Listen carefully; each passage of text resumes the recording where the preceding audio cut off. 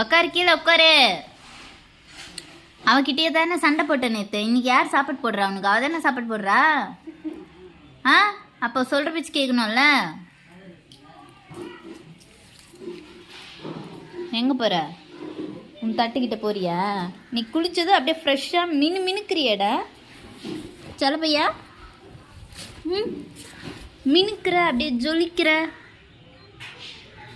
சாப்பாட்டுக்கு ரெடியாச்சா?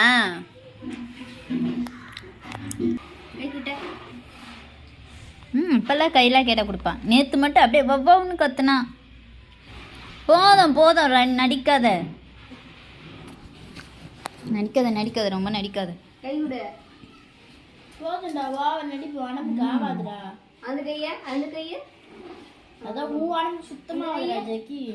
அந்த கைய, இந்த கைய, இந்த கை, இந்த கை, இந்த கை.